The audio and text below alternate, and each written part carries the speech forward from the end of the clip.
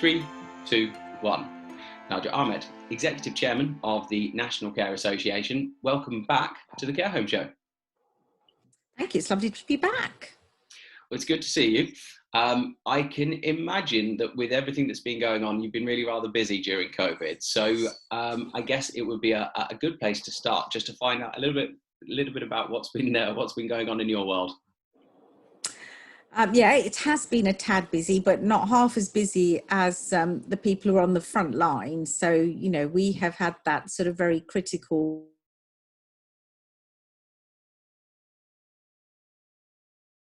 representative role to try and support. Certainly from the outset, it became very clear that we were going to need to put in an awful lot of time and effort to get the recognition that the sector needed. So we have done everything we physically and possibly can to ensure that we have got the messages out. We've been able to influence some of the thinking where there wasn't any. And I think that's the irony of all of this, that social care ended up actually not being within the thoughts of the policymakers, which was a bit of a shock to, I think, most people, having been told that you know, we were all very prepared for this, to find that there was no thinking behind the impact on the most vulnerable group. So it has been busy. It's been very disappointing in the way that it's been handled. And I hope that we've been able to make some influential changes alongside our colleagues from other representative bodies, because it's shown how that collective experience has worked. And I hope that we've supported certainly the SME sector that we represent in the way that they would like to have been supported. Mm. Unpack for me a little bit around some of your, I guess, your disappointment and what you've seen that you would have preferred, let's say, to have seen a better response for. Well, I think the biggest disappointment was the fact that we started very early on to get the calls about the lack of PPE. And I think that kind of really focused our minds in the early stages in March. And that was sort of mid-March before the lockdowns happened, and if not early March, but it was more mid-March, when we started to get calls from providers saying we can't get our normal supply of PPE. And this was before they'd got COVID in the services. So we all, you know, most care homes will have, all care homes will have gloves and aprons that they have, and they'll have the cleaning equipment, because infection control is part and parcel of what we do. It's part of our training, part of the induction for all our staff. So all of that suddenly came to this crisis point where people couldn't get the things that they needed. And it was when, you know, I remember the call when one of my suppliers phoned me up and said, look, I've got a real problem here, because I've got your members telling us they need these supplies. And we've just been told by the main supplier that it's all been requisitioned for the NHS. Hmm.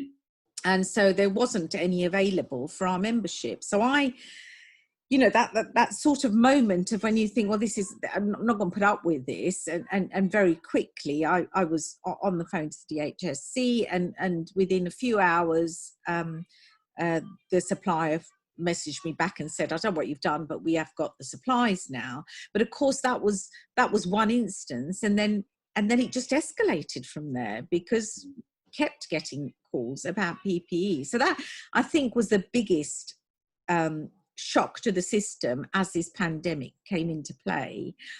We then started to see all you know, the staff shortages occurring, 30-40% of staff going into self-isolation. We started to hear about the outbreaks. And in all of this, we were saying, well, where's the testing for our sector? And we were all calling out for that testing. And lots and lots of assurances, lots of statements being made at the podium, briefings being sent out that, you know, it was all there and it was all available. On the ground, that is absolutely not what was happening. And so it became a sort of a battle of wits almost, for us, for us to prove that it wasn't happening, which we could happily do. But for the messaging consistently telling us that, well, it's available. And I think those were the challenges that our providers on the front line were facing. And this was so preventable in many ways if the testing had been there and the PPE had been available and the sector had been treated with the respect it deserved, considering we were looking after the most vulnerable people. And that was acknowledged from the outset. This kind of this shield that is talked about is absolute utter rubbish. There was no such thing. There's definitely been a disconnect between what's been communicated to the people and what's been happening in care homes. I've become acutely aware of that, and I've been immensely frustrated. I try and avoid watching too much TV. I think it's too much news, at least, just because I find it a little bit dreary, and their whole business model is basically selling fear and frustration, typically a lot of the time, which I find not particularly good for my soul, let's say. So, but obviously the situation, being what it was, I did end up watching more than I probably would do usually. And yeah, I found myself not shouting at the TV, but just kind of frustrated about what I was hearing, because I know it's not the case. I speak to probably on average probably 200-300 care home operators a year typically. I feel like I've probably spoken to that many in the last couple of months with everything that's been going on, and I just know that it's not the truth. And it's not the truth, not just on some level, it's almost the direct opposite of that, which is unfortunate. It's I guess the conversation I've been having with myself in my head is, okay, so is the government aware and they're just is the government aware and they're just blatantly lying to cover their footprints, or are they misinformed? Either way, it's not a great set of circumstances, but no, that yes, it's for me. I've gone through exactly the same time. Is it naivety? Is it naivety? And if it is, then that's not excusable either, considering that this is a pandemic. Definitely. Well, I mean, tell me about your experiences, your conversations that you've been having with the SME market, if you like, and help us understand a little bit around what have your members been saying as we've been going through this process. Well, I think there's been a huge amount of distress, frustration, exhaustion.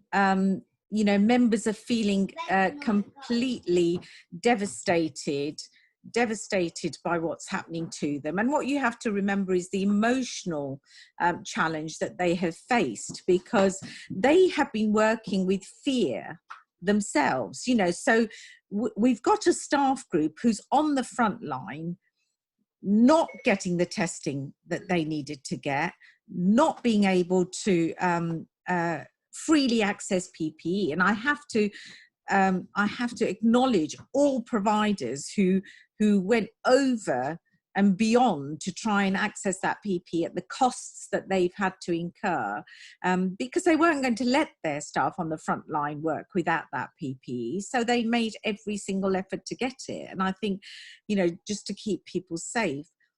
And I think for the staff group to then almost take the place of relatives as well, because they weren't only looking after the physical needs of the people they care for, but also the emotional needs and the social needs within a care home sort of suddenly became the totality of resting on this amazing workforce who just had to step up. They also started to run pretty much mini hospitals, if you like, in the SMEs, where they're taking people's temperatures all the time, that they're looking after all sorts of different needs. So you may have somebody at the end of life care in your service, and you would be anticipating that person's life is going to come to an end, and then suddenly you're faced with several people in your service who've been affected by this virus, and you're having to cope with this, making sure you've got all your PPE, making sure that you're keeping them isolated.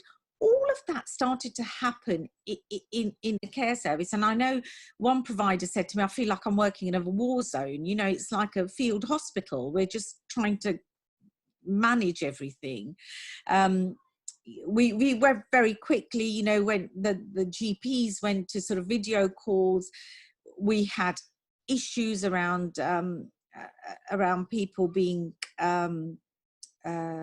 the DNRs, being put into place when, well, actually you can't do that. Under any circumstances, the individual has a choice as to what they want to do. You can't just arbitrarily decide that's what you're going to do. So, they were fighting on so many levels in order to support the people that we care for. And I think for providers, they were telling us how concerned they were about their viability quite early on. And I think it was probably very late March, early April. I sat in on a meeting where I was stunned that the other providers were not wanting to talk about contingency. And I understand why, because the immediate problem was to get the PPE in place and all of that. But I was beginning to look down the line a bit at some of the SMEs and the impact on them about the spend. What were they going to do? And I had one provider ring me and said, a bank manager said, you're going to have to find some cuts in the midst of all this. And I was, taken aback. We contacted the banking, we were in touch very quickly. And I had a round table with Treasury officials to just say, what, you've got to be a little bit more careful about this wording. We're not able to do this. So we then had the campaign around VAT, which we very successfully it took us probably from mid-March for a good couple of weeks to get all the information into the Treasury, and finally the announcements were made. But again, short term, this is not, the short term isn't the answer. Actually, this issue could take 18 months to recovery. We're still not out of it. And so we do need to think about long term, and I can talk about funding a little bit more if you want to, but those are the issues that were kind of really beginning to frustrate, because we were trying to find small ways of supporting providers that would assist, because the bigger picture, the bigger wave was in their services and they were fighting it every day. So all we could do as representative organisations was try and support them through that in whichever way we could. And we knew that from the very beginning, we knew that VAT was going to be a big thing, because if we could put 20% back into people's pockets, it would help them through this, this additional expenditure. And keeping, staff safe was massive. We had providers telling us, they were paying for taxis. They didn't want people traveling, people ordering extra uniforms, more laundry staff, all of that to make sure that people were changing more regularly. So all of this was going on behind the scenes, which wasn't easily visible, but all we could do was to try and support that single provider. For me, every single person that rang, we were talking to. I was responding to every single email that came into my inbox from our providers, and actually we had lots of non-members contacting us, and we've been, we've had more people join us through this period than we've seen in a while. Only because they were feeling that they needed that additional bit of support, and just having that common ground to fight on. And we hope that they have had that. It's the important thing. Yeah, I can imagine that would be the case. I think whilst all of this has been going on, people will be looking for support, albeit incremental little bits and pieces that you can do to kind of help around the edges as such, as you say, whilst the frontline teams are out there kind of really battling what COVID, the impact of COVID on a day by day basis. You are in a position where it's yeah, the things that you can support kind of around the edges and things. So you mentioned funding. I think that's obviously an important part of this. Talk me through a little bit about the kind of financial burden that SMEs are under as a result of COVID. Well, I mean, I think the expenditure has increased substantially, and PPE, as we know, the national figures, I mean, have come out, and it's eye-watering. We had one provider who told us, we've done some surveys, and we've had some astounding amounts being, told within the story. One provider said, he used to spend about £75 a month on PPEs, now £4,000. On that infection control methodology.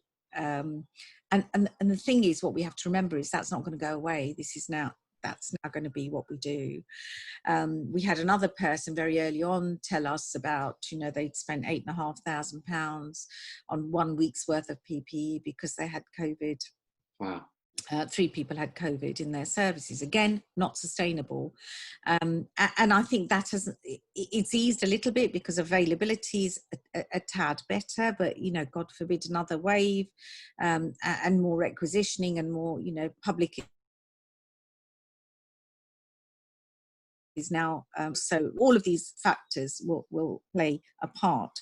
It's certainly, I mean, I think we did a very quick survey with the SMEs, and we were told between 20 and 30% increase in fees expenditure straight away during this period, and some cited a greater, and that includes the staffing as well as some adaptations that people have had to make within the services, in the zoning that they've had to do in order to deliver it. And very disappointingly, the monies that have come from central government were released on the basis that these were for local authorities to support them to deliver their services during the COVID pandemic. So there was no, the 1.6 billion in the first instance and the second instance had no caveats around it that indicated that it was for social care. But actually, when the briefings and the announcements were made, they were saying, well, this is for social care. But actually it wasn't, because it wasn't ring fenced. There was no compulsion for local authorities to use it. And even now, to a date that we've had, a survey that we did quite recently has indicated that 60+% are still telling us that from that initial money, they've had nothing. Mm. And that, I think, is stark. It's absolutely stark. And I know that colleagues in ADAS and the LGA are disappointed, because they have put guidelines out that it should be used for social care. So I think that's worrying. We've had some exceptional local authorities who have stepped up to the plate and used some of that money, and I think they should be acknowledged as being authorities that have been proactive in supporting social care. I think what's disappointing from the funding perspective is that in the midst of all this, we had from the 1st of April, the 6.25 increase in the national living wage, which we were all prepared for, and people were starting to have those negotiations late last year, early this year with their local authorities. And actually, the vast majority of local authorities came up with no major support just to meet that, let alone the COVID. And some may have wrapped it up. They may have wrapped it up in a way that the local authority funds that were given may have got sort of confused in all of this. And I think that's very, very disappointing. We then additionally had this 600 million announced for infection control. And again, you know, by this point, we'd been through 2 months of hell as care providers. Too little, too late. You know, I think lots of people have made comments about that. Infection control is part of what we do. And so for it to be coming out as ring-fenced was a positive thing, we thought, until we saw the guidelines that have come out with it, which has made it very, very challenging for many providers. And we've sort of been giving guidance on that. And it feels very much like an IPC lottery, really, you know, which is not what it should be. These are supposed to be supportive steps. And yet you've got people really worrying. And, you know, someone in one local authority was asking for mortgage repayment information. What's that got to do with IPC? It's beyond comprehension. How can you know, this should just be about how can we help you to continue to deliver, you know, good infection control in your services. And, you know, we can give you some money towards that. Instead, it's turned into some sort of mammoth exercise of getting information, and people are really worried about that because they've done loads of work. You know, the reality in all of this, Simon, is that people spent most of their money in March and April already, and they're never going to see that. We thought that might be a recovery. You know, there may be a recovery pathway to that, just to acknowledge that the sector has had to go through this through no fault of its own, through a government decision to move all PPE into the NHS. And we absolutely understand why the NHS was their priority, because we were looking down at you know, scenarios where we were going to be absolutely inundated, and what we didn't want to happen was what was happening in Europe with people in corridors with COVID and all of that. So we understand that. And I think a lot of care providers were very supportive of the NHS getting that attention, to the extent where many, with all the assurances that they could get, were prepared to help the emptying of the beds, which is, you know, which was another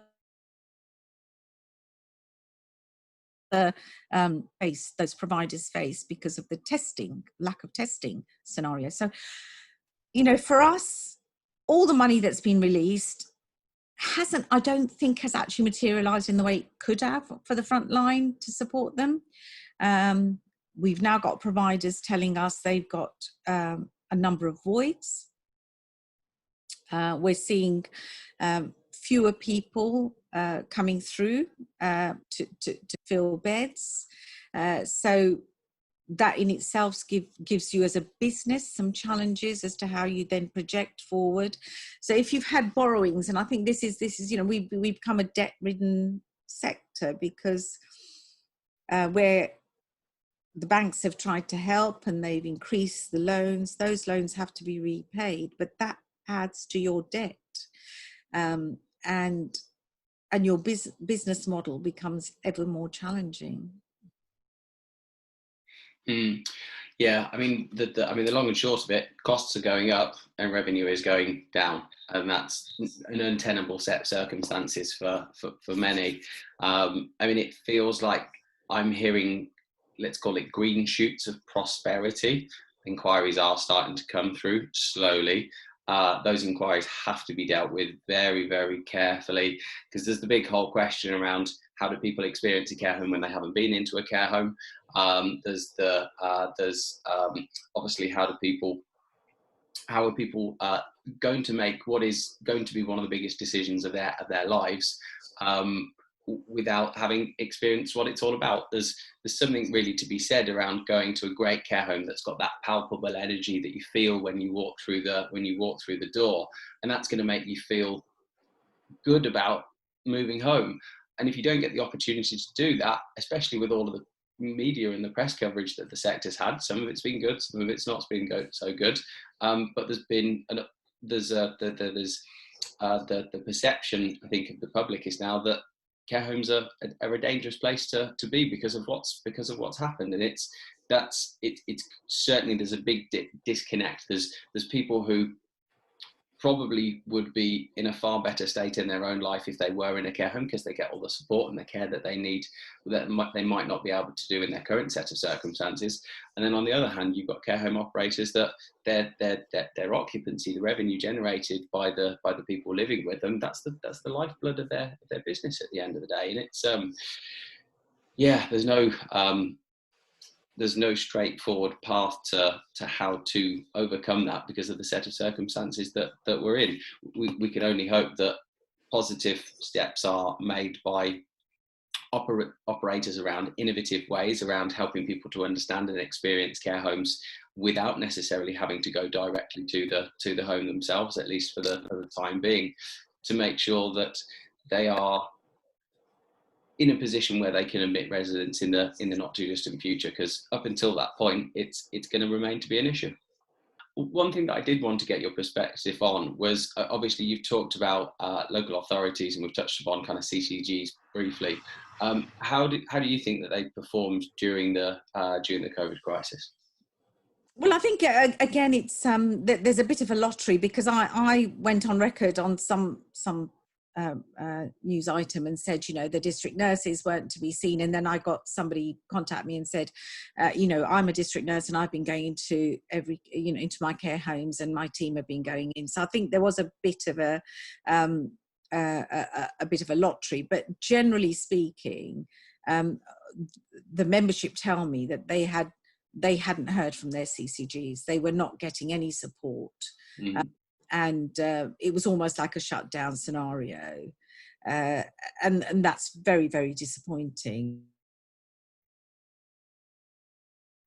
And again, with local authorities haven't even bothered to write to their providers about the annual increase, let alone anything else to do with funding and support. I think the resilience forums were set up in order to get that sort of PPE scenario sorted out. But all of these take time in accessing. And I think that the one thing that many of the SMEs have told us is that if it hadn't been for us sending out the information as we were, they wouldn't have known how to source all of this, because they weren't getting general information to support them. And I think that's a huge failing, because there's a difference in standing up and making declarations and announcements, and there's a different scenario around what's going on in the ground. And what was going on in the ground certainly didn't meet that expectation. So you then get that sort of family expectation that, well, we've been told that this is happening, so, why haven't you got X, Y, Z, and why can't? So now the latest thing is people want to visit. And that's a whole different thing for providers to have to deal with. And I think, the providers that we're speaking to are saying we'd actually like to be able to do this, because we can see the impact it will make. But actually the reality is that making it happen, and if you've got 20 people in a care service, and I know there are services, with 100 people in services and bigger, but say you've got 20 people in a service and 3 of the relatives really want to do the visiting and the others families are very against it. We've got to blend it. We've got to make sure that the staff are safe, because they're the ones who are going to be delivering. It's going to be time consuming. When somebody comes, we've got to make sure about the distance. We've got to make sure about the areas. If it's going to be inside a service, what's going to happen about cleaning that service afterwards, all of those things. And there's still no guidance from government. So we are support, we're waiting for this guidance, because having kind of made the statements, people want to make it happen, as do providers. We want to make it happen, but without that guidance, it's very difficult. So what we have done through the CPA, which is the Care Provider Alliance, which the national bodies belong to. We've you know, put out our own guidance. We've tried to support providers through that. So there's a consistent approach, whether it's a corporate or a SME, so that there's adaptation that can happen. So I think, you know, when I look at the support mechanism, if you spoke to providers, tell you that they haven't felt supported by their authorities on the whole.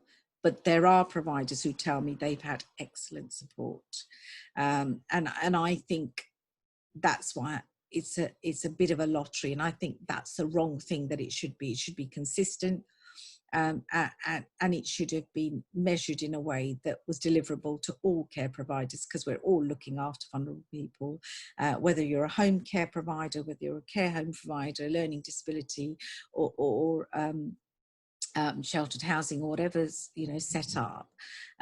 We should all have had the same. You know, why weren't some of our colleagues included in the testing when we've all got the same issues? They, you know, and I understand care homes were at the forefront, and we tried every time we were doing something to say that, you know, social care is bigger than just care, you know, older people services. There's a much bigger market there.